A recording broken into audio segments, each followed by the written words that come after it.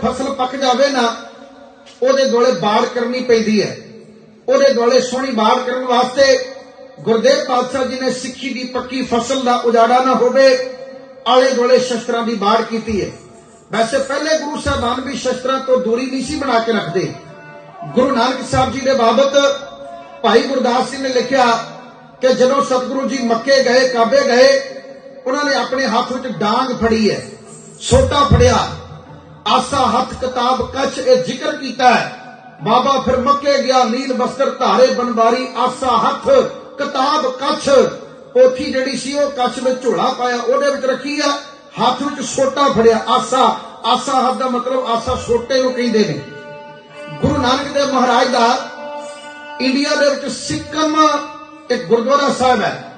ਸਿੱਕਮ ਦੇ ਵਿੱਚ ਗੁਰਦੁਆਰਾ ਸਾਹਿਬ ਆ। ਗੁਰਦੁਆਰਾ ਸਾਹਿਬ ਦਾ ਨਾਮ ਹੈ ਗੁਰਦੁਆਰਾ ਡਾਂਗ ਮਾਰ ਸਾਹਿਬ। ਗੁਰਦੁਆਰਾ ਸਾਹਿਬ ਦਾ ਨਾਮ ਹੀ ਹਥਿਆਰਾਂ ਦੇ ਉੱਤੇ ਹੈ। ਵੈਸਟ ਬੰਗਾਲ ਵਾਲੇ ਪਾਸੇ ਜਦੋਂ ਆਪਾਂ ਜਾਂਦੇ ਆ, ਇੰਡੀਆ ਦਾ ਗੁਆਂਢੀ ਸਾਹਿਬ, ਇੰਡੀਆ ਦੇ ਬਿਲਕੁਲ ਗੁਆਂਢ ਵੈਸਟ ਬੰਗਾਲ ਨੂੰ ਜਦੋਂ ਟੱਪੀਏ ਤਾਂ ਅੱਗੇ ਨੇਪਾਲ ਆਉਂਦਾ। ਨੇਪਾਲ ਦੇ ਅੰਦਰ ਨੂਰ ਸ਼ਾਹ ਜਾਦੂਗਰਨੀ ਦਾ ਜਦੋਂ ਭਲਾ ਕੀਤਾ ਸਤਿਗੁਰੂ ਮਹਾਰਾਜ ਨੇ, ਗਰੀਬ ਨਵਾਜ ਪਾਤਸ਼ਾਹ ਜੀ ਨੇ ਨੂਰ ਸ਼ਾਹ ਜਾਦੂਗਰਨੀ ਦਾ ਜਿੱਥੇ ਭਲਾ ਕੀਤਾ, ਉਧਾਰ ਕੀਤਾ, ਉੱਥੇ ਗੁਰੂ ਨਾਨਕ ਸਾਹਿਬ ਜੀ ਦਾ ਜਿਹੜਾ ਗੁਰਦੁਆਰਾ ਸਾਹਿਬ ਹੈ ਨਾ, ਉਹ ਬੰਗਲਾਦੇਸ਼ ਦੇ ਅੰਦਰ ਗੁਰਦੁਆਰਾ ਸਾਹਿਬ ਦਾ ਨਾਮ ਹੀ ਸੁਣ ਕੇ ਬਹੁਤ ਲੋਕ ਹੈਰਾਨ ਹੋ ਜਾਂਦੇ। ਗੁਰਦੁਆਰਾ ਸਾਹਿਬ ਦਾ ਨਾਮ ਹੈ ਗੁਰਦੁਆਰਾ ਬਰਸ਼ਾ ਸਾਹਿਬ, ਪਾਤਸ਼ਾਹੀ ਪਹਿਲੀ। ਕਿਤੇ ਗੂਗਲ ਤੇ ਸਰਚ ਕਰਿਓ ਗੁਰਦੁਆਰਾ ਬਰਸ਼ਾ ਸਾਹਿਬ। ਜਿਵੇਂ ਪਾਲਕੀ ਵਿੱਚ ਹੁਣ ਗੁਰੂ ਗ੍ਰੰਥ ਸਾਹਿਬ ਮਹਾਰਾਜ ਦੇ ਤੁਹਾਨੂੰ ਦਰਸ਼ਨ ਹੁੰਦੇ ਆ ਨਾ, ਇਵੇਂ ਪਾਲਕੀ ਦੇ ਵਿੱਚ ਗੁਰੂ ਨਾਨਕ ਸਾਹਿਬ ਦਾ ਬਰਸ਼ਾ ਪਿਆ ਤੁਹਾਨੂੰ ਦਿਸੇਗਾ। ਗੁਰੂ ਨਾਨਕ ਦੇਵ ਮਹਾਰਾਜ ਦਾ ਇਤਿਹਾਸਕ ਗੁਰਦੁਆਰਾ ਗੁਰਦੁਆਰਾ ਬਰਸ਼ਾ ਸਾਹਿਬ, ਪਾਤਸ਼ਾਹੀ ਪਹਿਲੀ, ਬੰਗਲਾਦੇਸ਼ ਦੇ ਵਿੱਚ ਪੈਂਦਾ ਹੈ। ਸਾਧ ਸੰਗਤ, ਗੁਰੂ ਅਰਜਨ ਦੇਵ ਮਹਾਰਾਜ ਸਾਡੇ ਫਲੌਰ ਦੇ ਲਾਗੇ ਪਿੰਡ ਪੈਂਦਾ ਮੌ ਸਾਹਿਬ, ਦੁਆਬੇ ਦੀ ਧਰਤੀ ਤੇ, ਜ਼ਿਲ੍ਹਾ ਜਲੰਧਰ ਦੇ ਵਿੱਚ। ਮੌ ਸਾਹਿਬ ਦੀ ਧਰਤੀ ਤੇ ਜਦੋਂ ਪੰਚਮ ਗੁਰਦੇਵ ਜੀ ਵਿਆਹਣ ਆਏ ਨਾ, ਤੇ ਉਹਨਾਂ ਨੇ ਨੇਜਾ ਮਾਰ ਕੇ ਕਿਲਾ ਪੁੱਟ ਕੇ ਦਿਖਾਇਆ। ਨੇਜਾ ਮਾਰਨਾ ਇਹਦਾ ਮਤਲਬ ਉਹਨਾਂ ਦਾ ਨੇਜੇਬਾਜ਼ੀ ਦਾ ਅਭਿਆਸ ਸੀਗਾ।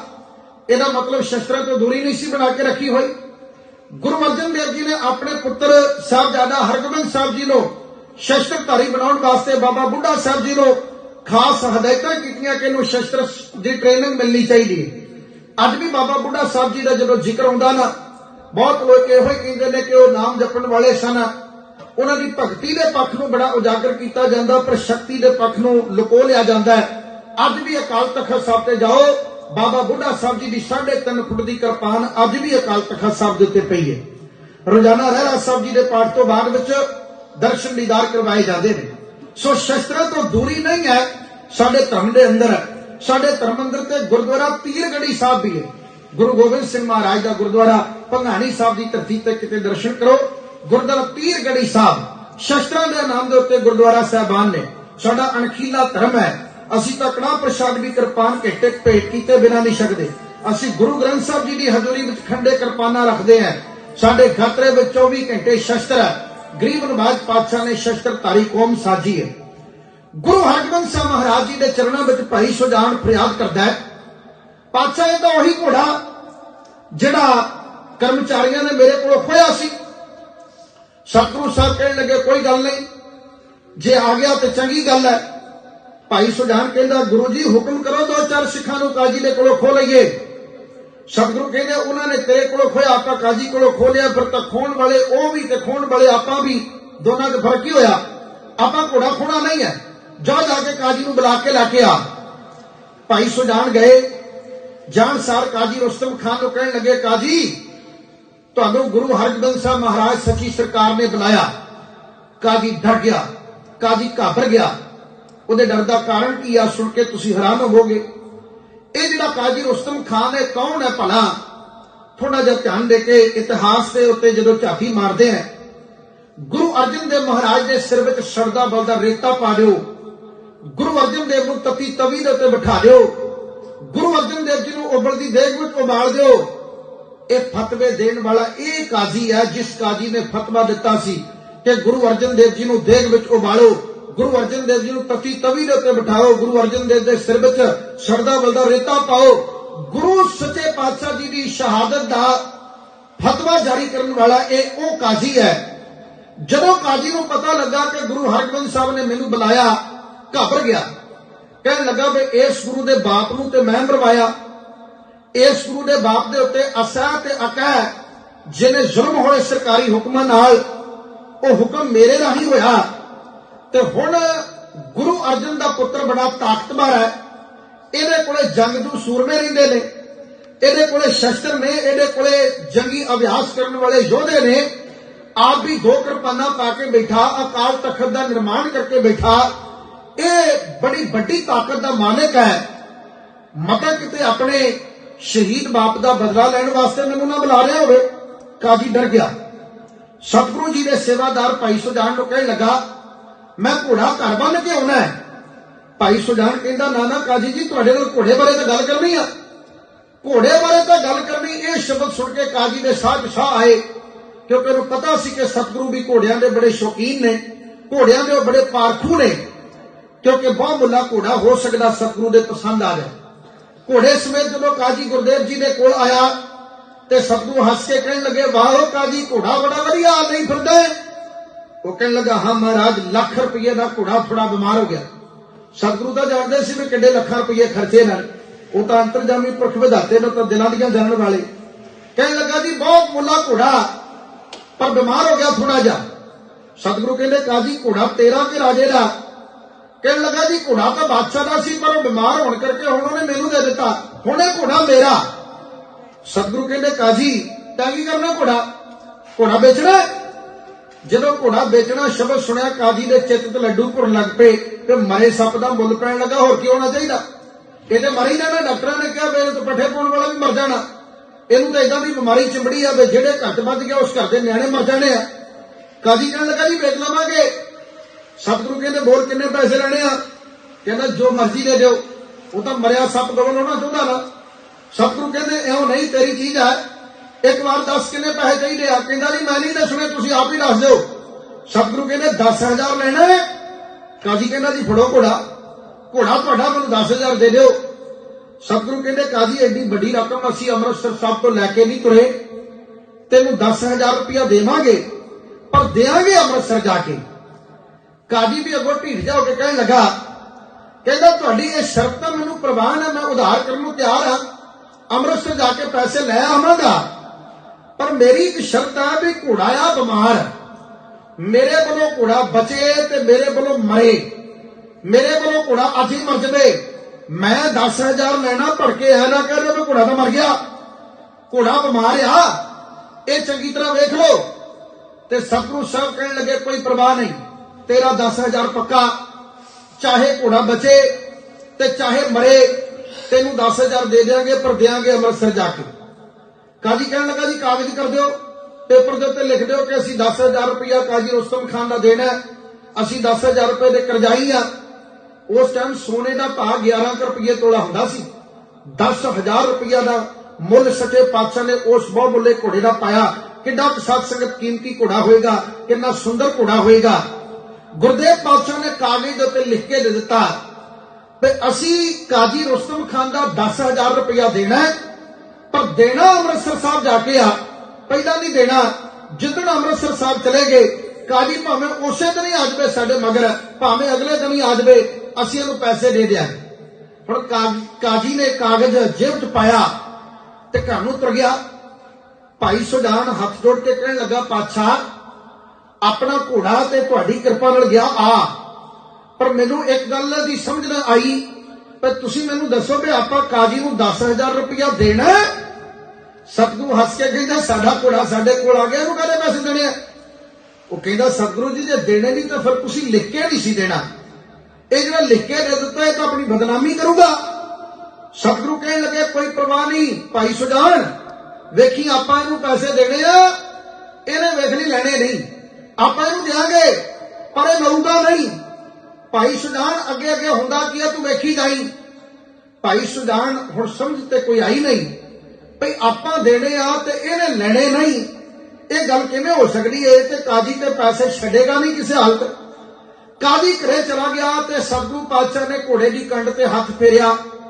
ਕਿੱਧਰ ਗਈਆਂ ਬਿਮਾਰੀਆਂ, ਅੱਜ ਹੋਰ, ਕੱਲ ਨੂੰ ਹੋਰ, ਪਰਸੋਂ ਹੋਰ, ਘੋੜਾ ਤੇ ਨੱਚਦਾ ਫਿਰੇ। ਘੋੜਾ ਹੋ ਗਿਆ ਤੰਦਰੁਸਤ। ਸਤ ਸੰਗਤ ਇਹ ਤਾਂ ਸਤਿਗੁਰੂ ਮਹਾਰਾਜ ਤਨ ਅਤੇ ਮਨ ਦੇ ਦੁੱਖ ਕੱਟਣ ਦੇ ਸਮਰੱਥ ਹੈ। ਅੱਜ ਵੀ ਬਹੁਤ ਸਾਰੇ ਐਸੇ ਰੋਗ ਨੇ ਜਿਨ੍ਹਾਂ ਰੋਗਾਂ ਦੀ ਡਾਕਟਰਾਂ ਨੂੰ ਸਮਝ ਨਹੀਂ ਆਉਂਦੀ। ਬਹੁਤ ਐਸੀਆਂ ਬਿਮਾਰੀਆਂ ਨੇ ਜਿਨ੍ਹਾਂ ਬਿਮਾਰੀਆਂ ਨੂੰ ਜਦੋਂ ਸਮਝ ਆਉਂਦੀ ਡਾਕਟਰ ਨੂੰ ਮੈਨੂੰ ਆਹ ਬਿਮਾਰੀ ਆ, ਡਾਕਟਰਾਂ ਦਾ ਵੀ ਭਾਈ ਰੱਬ ਰੱਬ ਕਰ ਲੋ, ਇਹਦੀ ਸੇਵਾ ਕਰ ਲੋ, ਘਰੇ ਲੈ ਜਾਓ, ਇਲਾਜ ਕੋਈ ਨਹੀਂ। ਪਰ ਇੱਥੇ ਆ ਕੇ ਜਦੋਂ ਸਤਿਗੁਰੂ ਸਾਹਿਬ ਦੇ ਕੋਲ ਕੋਈ ਆਉਂਦਾ, ਅਰਦਾਸ ਬੇਨਤੀ ਕਰਦਾ, ਦਾਤੇ ਨੂੰ ਤਾਂ ਚਾਰ ਰਹਿੰਦਾ ਦਾਤਾਂ ਵਰਤਾਉਣ ਦਾ, ਸਾਨੂੰ ਨਹੀਂ ਤਰੀਕਾ ਆਉਂਦਾ ਝੋਲੀਆਂ ਫੈਲਾਉਣ ਦਾ, ਕਈ ਵਾਰ ਸਾਨੂੰ ਮੰਗਣਾ ਨਹੀਂ ਆਉਂਦਾ, ਪਰ ਸਤਿਗੁਰੂ ਮਹਾਰਾਜ ਤਨ ਅਤੇ ਮਨ ਦੇ ਦੁੱਖ ਦੂਰ ਕਰਦੇ। ਬਹੁਤ ਸਾਰੇ ਲੋਕ ਹੈ ਜਿਹੜੇ ਆ ਕੇ ਅਰਦਾਸਾਂ ਕਰਦੇ ਕਿ ਗਿਆਨੀ ਜੀ ਅਰਦਾਸ ਕਰੋ, ਸ਼ੁਕਰਾਨਾ ਕਰੋ ਮਹਾਰਾਜ ਦਾ, ਮੇਰੀ ਸ਼ੂਗਰ ਠੀਕ ਹੋ ਗਈ। ਨਹੀਂ ਤੇ ਡਾਕਟਰ ਤਾਂ ਕਹਿੰਦੇ ਸ਼ੂਗਰ ਹਟਦੀ ਨਹੀਂ, ਪਰ ਗੁਰੂ ਸਾਹਿਬ ਜੀ ਸ਼ੂਗਰ ਵੀ ਹਟਾ ਦਿੰਦੇ ਆ, ਬੜੀਆਂ ਬੜੀਆਂ ਬਿਮਾਰੀਆਂ ਹਟਾ ਦਿੰਦੇ। ਘੋੜਾ ਹੋ ਗਿਆ ਤੰਦਰੁਸਤ। ਤੇ ਅੱਜ ਸਤਿਗੁਰੂ ਮਹਾਰਾਜ ਇਸੇ ਘੋੜੇ ਦੇ ਉੱਤੇ ਚੜ੍ਹ ਕੇ ਲਾਹੌਰ ਦੀਆਂ ਗਲੀਆਂ ਵਿੱਚ ਘੁੰਮਣ, ਲਾਹੌਰ ਦੀਆਂ ਗਲੀਆਂ ਵਿੱਚ ਘੁੰਮਦੇ ਸਤਿਗੁਰੂ ਨੂੰ ਵੇਖ ਕੇ ਕਾਜੀ ਦੇ ਮਿੱਤਰਾਂ ਨੇ ਜਾ ਕੇ ਕਾਜੀ ਨੂੰ ਦੱਸਿਆ। ਕਹਿਣ ਲੱਗੇ ਕਾਜੀ ਵੇ ਤੂੰ ਲੁੱਟਿਆ ਗਿਆ, ਤੂੰ ਬਹੁਤ ਕੀਮਤੀ ਘੋੜਾ ਸਤਿਗੁਰੂ ਨੂੰ ਦੇ ਦਿੱਤਾ ਤੇ ਗੁਰੂ ਨੇ 10,000 ਦਾ ਲਾਤਾ ਤੈਨੂੰ ਲਾਰਾ। ਅੰਮ੍ਰਿਤਸਰ ਗਿਆ ਤੂੰ ਕਿੱਥੇ ਲੈ ਲੈਂਗਾ ਉਹਨਾਂ ਦੇ ਕੋਲ ਪੈਸੇ? ਉੱਥੇ ਤਾਂ ਬੜੇ ਬੜੇ ਨੇਜਿਆਂ ਵਾਲੇ ਸਿੱਖ ਗੁਰੂ ਦੇ ਕੋਲ ਆਲੇ ਦੁਆਲੇ ਤੁਰੇ ਫਿਰਦੇ ਨੇ, ਤੈਨੂੰ ਤਾਂ ਗੁਰੂ ਦੇ ਲਾਗੇ ਨਹੀਂ ਲੱਗਣ ਦੇਣਾ ਕਿਸੇ ਨੇ ਅੰਮ੍ਰਿਤਸਰ ਜਾ ਕੇ। ਭੁੱਲ ਜਾ, ਤੇਰੇ ਹੁਣ ਪੈਸੇ ਮਿਲਣਗੇ, ਤੈਨੂੰ ਖੋਟੀ ਕੌਡੀ ਨਹੀਂ ਮਿਲਣੀ। ਜੇ ਮਿਲਣੇ ਆ ਤੇ ਇੱਥੇ ਹੀ ਮਿਲਣੇ ਆ, ਨਹੀਂ ਤੇ ਅੰਮ੍ਰਿਤਸਰ ਗਏ ਨਹੀਂ ਮਿਲਣੇ। ਕਾਜੀ ਦੇ ਚੜੇ ਕੁੱਤਰੇ ਮਨ ਚ ਡਾਕਟਰਾਂ ਨੂੰ ਕੱਢੇ ਗਾਲਾਂ, ਕਹਿੰਦਾ ਬੇੜਾ ਬਹਿ ਜਾ, ਤੁਹਾਡਾ ਤੁਸੀਂ ਆਂਦੇ ਸੀ ਇਹਨੂੰ ਪੱਠੇ ਪਾਉਣ ਵਾਲਾ ਵੀ ਮਰ ਜਾਣਾ, ਇਹਦਾ ਘੋੜਾ ਤੰਦਰੁਸਤ ਹੋ ਗਿਆ। ਸਤ ਸੰਗਤ ਹੁਣ ਘੋੜਾ ਹੋਇਆ ਤੰਦਰੁਸਤ ਤੇ ਕਾਜੀ ਅਗਲੇ ਦਿਨ ਸਤਿਗੁਰੂ ਦੀ ਸ਼ਰਨ ਵਿੱਚ ਆ ਕੇ ਥੋੜਾ ਚਿਰ ਬੈਠਾ, ਬਾਣੀ ਦਾ ਕੀਰਤਨ ਸੁਣਿਆ ਤੇ ਬੜੇ ਪਿਆਰ ਨਾਲ ਕਹਿਣ ਲੱਗਾ ਮਹਾਰਾਜ ਵਿਚਾਰ ਬਦਲ ਗਿਆ। ਜਾਂ ਤਾਂ ਇਉਂ ਕਰੋ, ਮੈਂ ਆਪਣੀ ਗੱਲ ਤੋਂ ਮੁਕਰਦਾ ਨਹੀਂ, ਤੁਹਾਨੂੰ ਘੋੜਾ ਦਿੱਤਾ ਹੈ ਹੁਣ ਤੁਸੀਂ ਉਹ ਰੱਖ ਲਓ, ਜਾਂ ਤਾਂ ਮੈਨੂੰ ਪੈਸੇ ਅੱਜ ਹੀ ਦੇ ਦਿਓ, ਜੇ ਨਹੀਂ ਤਾਂ ਫਿਰ ਮਹਾਰਾਜ ਘੋੜਾ ਮੋੜ ਦਿਓ। ਸਤਿਗੁਰੂ ਕਹਿੰਦੇ ਕਾਜੀ ਘੋੜਾ ਮੋੜਨ ਦਾ ਤਾਂ ਵਰਖਾ ਹੀ ਪਾੜ ਦੇ, ਘੋੜਾ ਨਹੀਂ ਮੁੜਨਾ। ਪੈਸੇ ਤੈਨੂੰ ਦੇਣੇ ਆ, ਪਰ ਦੇਣੇ ਅੰਮ੍ਰਿਤਸਰ ਸਾਹਿਬ ਜਾ ਕੇ ਪਹਿਲਾਂ ਨਹੀਂ ਦੇਣੇ। ਕਾਜੀ ਦੇ ਚੜੇ ਕੁੱਤਰੇ ਕਾਜੀ ਕਵੇ ਨਾ ਜੀ ਮੈਨੂੰ ਪੈਸੇ ਪਹਿਲਾਂ ਦੇ ਦਿਓ। ਸਤਿਗੁਰੂ ਸਾਹਿਬ ਜੀ ਦੇ ਚਰਨਾਂ ਵਿੱਚ ਰੋਜ਼ ਪੈਸੇ ਮੰਗਣ ਆਉਂਦਾ ਤੇ ਰੋਜ਼ ਖਾਲੀ ਮੁੜ ਜਾਂਦਾ ਹੈ। ਇੱਕ ਦਿਨ ਸਤਿਗੁਰੂ ਸਾਹਿਬ ਕਾਜੀ ਨੂੰ ਕਹਿਣ ਲੱਗੇ, ਕਹਿੰਦੇ ਕਾਜੀ ਕਥਾ ਸੁਣਿਆ ਕਰ, ਕੀਰਤਨ ਸੁਣਿਆ ਕਰ, ਢਾਡੀ ਵਾਰਾਂ ਸੁਣਿਆ ਕਰ, ਕੜਾ ਪ੍ਰਸਾਦ ਛਕਿਆ ਕਰ, ਲੰਗਰ ਪ੍ਰਸ਼ਾਦਾ ਛਕਿਆ ਕਰ, ਪਰ ਰੁਪਈਏ ਨਾ ਮੰਗਿਆ ਕਰ। ਤੇਰੇ ਪੈਸੇ ਅਸੀਂ ਦੇਣੇ ਆ, ਪਰ ਦੇਣੇ ਅੰਮ੍ਰਿਤਸਰ ਸਾਹਿਬ ਜਾ ਕੇ, ਪਹਿਲਾਂ ਤੈਨੂੰ ਪੈਸੇ ਨਹੀਂ ਦੇਣੇ। ਕਾਗਜ਼ ਦੇ ਉੱਤੇ ਜੋ ਲਿਖਿਆ ਤੂੰ ਪੜ੍ਹ ਲਾ ਧਿਆਨ ਨਾਲ, ਤੈਨੂੰ ਪੇਪਰ ਦੇ ਉੱਤੇ ਇਹੋ ਲਿਖ ਕੇ ਦਿੱਤਾ ਨਾ ਕਿ ਅੰਮ੍ਰਿਤਸਰ ਜਾ ਕੇ ਦੇਾਂਗੇ, ਇਸ ਲਈ ਪਹਿਲਾਂ ਪੈਸੇ ਨਾ ਮੰਗਿਆ ਕਰ, ਤੈਨੂੰ ਨਹੀਂ ਮਿਲਣੇ। ਕਾਜੀ ਦੁਖੀ ਬੜਾ, ਪਰ ਉਹਦੀ ਪੇਸ਼ ਕੋਈ ਨਹੀਂ ਜਾਂਦੀ। ਅੱਜ ਕਾਜੀ ਇੱਕ ਝੂਠੀ ਕਹਾਣੀ ਬਣਾ ਕੇ ਸਤਿਗੁਰੂ ਜੀ ਦੀ ਸ਼ਰਨ ਵਿੱਚ ਪੇਸ਼ ਹੋਣ ਲੱਗਾ। ਗੁਰੂ ਸਾਹਿਬ ਨੂੰ ਕਹਿਣ ਲੱਗਾ ਮਹਾਰਾਜ ਮੈਂ ਤਾਂ ਆਪਣੀ ਧੀ ਦਾ ਨਿਕਾਹ ਰੱਖਿਆ ਹੋਇਆ, ਮੈਂ ਤਾਂ ਆਪਣੀ ਧੀ ਦਾ ਨਿਕਾਹ ਕਰਨਾ ਹੈ ਤੇ ਮੈਨੂੰ ਤਾਂ ਪੈਸਿਆਂ ਦੀ ਬੜੀ ਸਖਤ ਲੋੜ ਹੈ। ਤੁਸੀਂ ਅੰਮ੍ਰਿਤਸਰ ਸਾਹਿਬ ਪਤਾ ਨਹੀਂ ਕਦੋਂ ਜਾਣਾ ਕਦੋਂ ਨਹੀਂ ਜਾਣਾ, ਇਉਂ ਕਰੋ ਵੀ ਜਾਂ ਤਾਂ ਮੈਨੂੰ ਘੋੜਾ ਮੋੜ ਦਿਓ, ਮੈਂ ਹੋਰ ਕਿਤੇ ਵੇਚ ਲਵਾਂ, ਜਿੰਨੇ ਦਿਨ ਤੁਸੀਂ ਪੱਠੇ ਪਾਏ ਉਹਦੇ ਪੈਸੇ ਥੋੜੇ ਬਹੁਤੇ ਰੱਖ ਲਓ, ਮੈਨੂੰ ਦੱਸ ਦਿਓ ਮੈਂ ਤੁਹਾਨੂੰ ਦੇ ਦਿੰਦਾ ਪੈਸੇ, ਪਰ ਘੋੜਾ ਮੈਨੂੰ ਮੋੜ ਦਿਓ। ਜੇ ਨਹੀਂ ਮੋੜਨਾ ਤੇ ਫਿਰ ਮੈਨੂੰ ਅੱਜ ਹੀ ਤੁਸੀਂ 10,000 ਰੁਪਇਆ ਦਿਓ। ਸਤਿਗੁਰੂ ਨੂੰ ਭਲਾ ਕੋਈ ਠੱਗ ਸਕਦਾ? ਨਾ ਉਹ ਮਰਿਆ ਨਾ ਠਾਗੇ ਜਾਏ, ਜਿਨ ਕੇ ਰਾਮ ਬਸੇ ਮਨ ਮਾਹੇ। ਪਰ ਸਤਿਗੁਰੂ ਸਾਹਿਬ ਨੂੰ ਠੱਗਣ ਵਾਸਤੇ, ਗੁਰੂ ਜੀ ਦੇ ਅੱਖੀ ਘੱਟਾ ਪਾਉਣ ਵਾਸਤੇ ਕਾਜੀ ਰੁਸਤਮ ਖਾਨ ਇੱਕ ਝੂਠੀ ਕਹਾਣੀ ਕਰਕੇ ਗੁਰਦੇਵ ਜੀ ਦੇ ਚਰਨਾਂ ਵਿੱਚ ਆ ਕੇ ਜਿਵੇਂ ਆਪਣੇ ਮੂੰਹ में राम बगल में सुइयां मोमो ठगड़ियां गल्लां करदा है, वो मोमो ठगड़ियां गल्लां काजी वालों कीतियां होईयां दी करता आप जी की सेवा के अंदर कड़ियाने वाला ढाडी जत्था, ढाडी गुरप्रीत सिंह प्रीत, ढाडी गुरविंदर सिंह गोल्डी ते सरगी मास्टर दलजिंदर सिंह पासला इहो बयान करते हैं।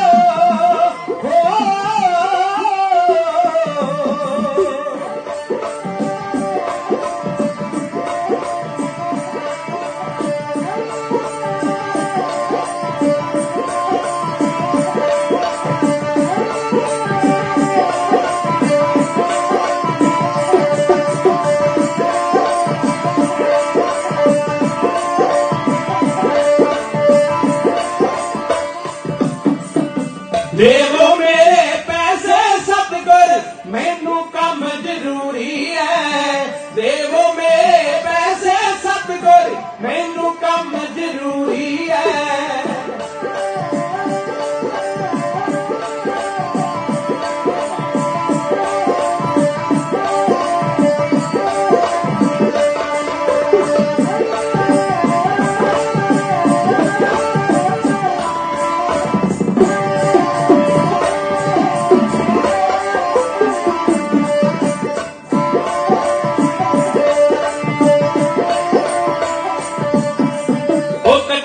घोड़ा ठीक हो गया काजी मन पछताया है तो चिट्टी विच फसिया होया सतगुर कोले आया है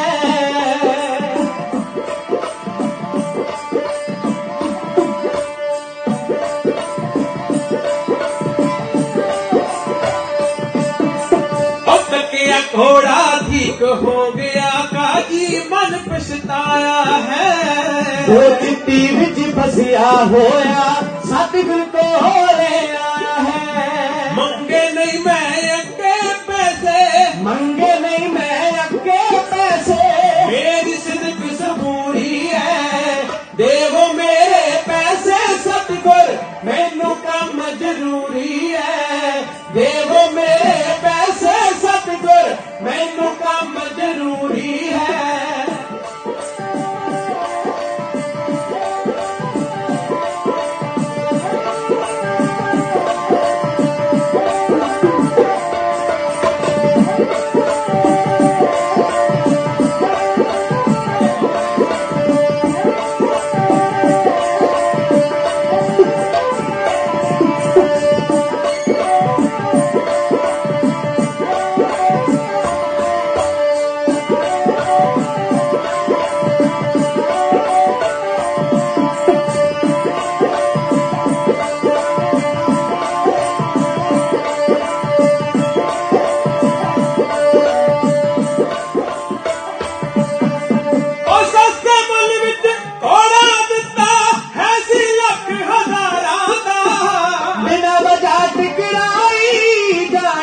नहीं सरदारां दा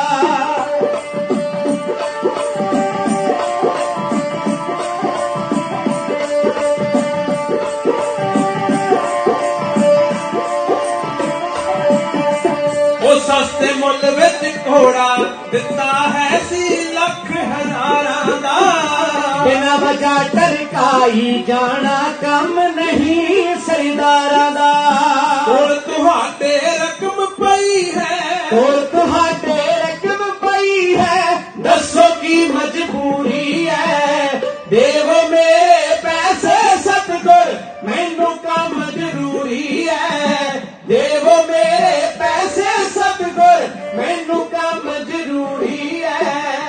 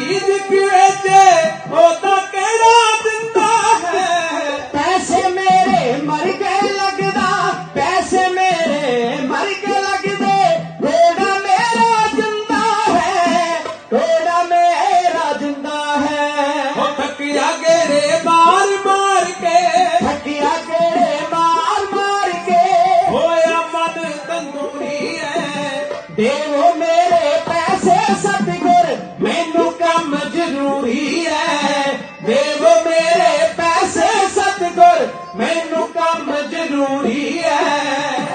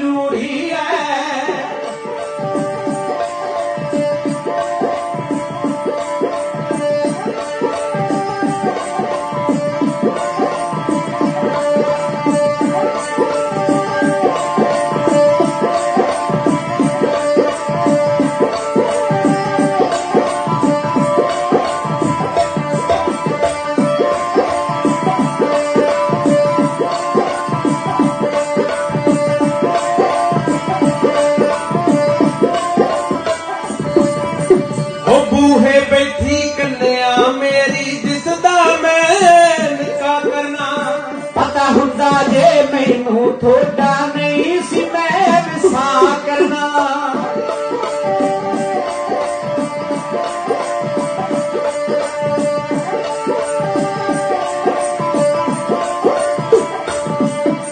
हो बूहे बैठी कन्या मेरी जिसदा मैं निकाह करना। पता हुंदा जे मैनू थोड़ा नहीं सी मैं विसा करना। नाल तुहाडे प्यार बड़ा सी, नाल तुहाडे प्यार बड़ा सी, पै चली हुण दूरी है। देवो मेरे पैसे सतगुर मैनू कम जरूरी है। देवो मेरे पैसे सतगुर मैनू कम जरूरी है।